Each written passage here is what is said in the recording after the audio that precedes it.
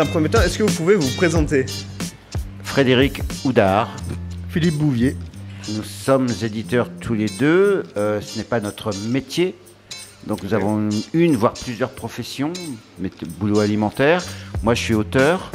Je suis animateur atelier écriture et je suis veilleur de nuit.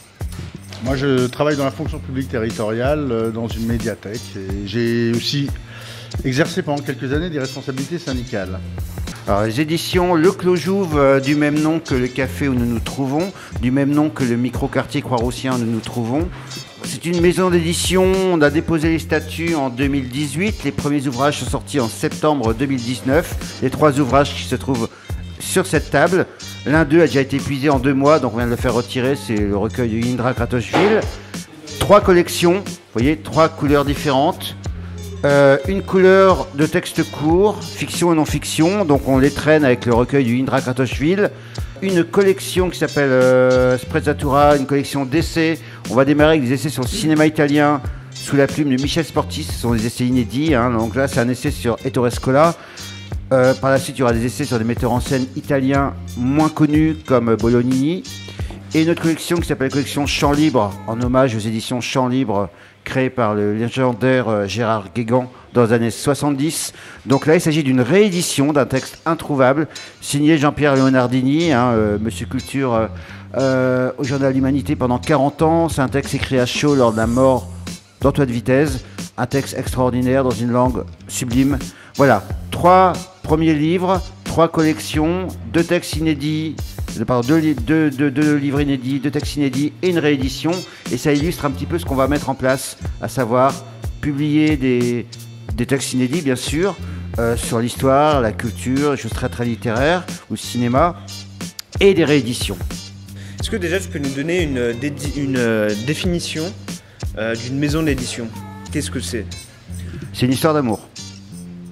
Donc moi je citais un éditeur pour moi légendaire qui était Dominique Deroux dans les années 70, donc je ne l'ai pas connu, j'étais tout petit à l'époque, mais quand on lit sa correspondance, ou sa correspondance avec les auteurs qu'il a publiés ou avec les femmes qu'il a aimées, c'est la même chose.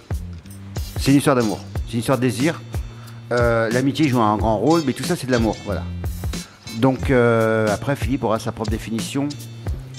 Moi, je partage ce que dit Frédéric. Je rajouterai la question de la transmission.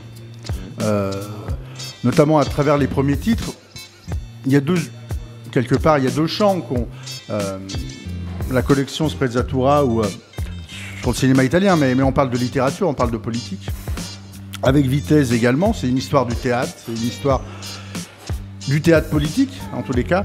Et puis, avec les jeunes auteurs, Indra, Judith, Samy Sapin également, qu'on va publier. Voilà, c'est se faire rencontrer en fait ces 2 univers. Et sur le fond, qu'est-ce qu'ils ont à se dire? Qu'est-ce qu'ils nous disent aujourd'hui de la réalité de ce pays, par exemple? Et par rapport à la distribution, vous faites comment pour distribuer les livres Alors, à notre échelle, quand une maison d'édition se crée, par définition, une maison d'édition qui se crée n'intéresse pas un diffuseur. Je ne vais pas entrer dans un débat trop technique, qui ne serait pas forcément le plus passionnant, bien qu'il ne faille pas se cacher la face sur certains plans.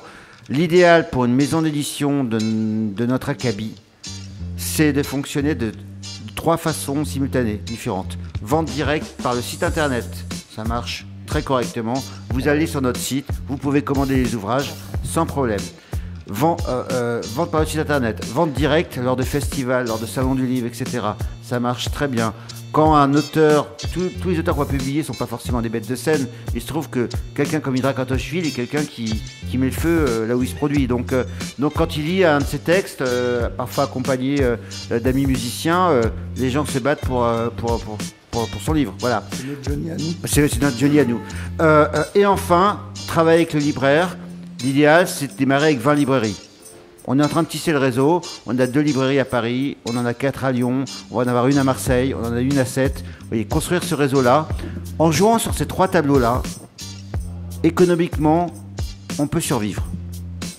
Avoir un diffuseur trop tôt, c'est la mort assurée parce que par définition, ça veut dire laisser un pourcentage sur le livre qui est considérable.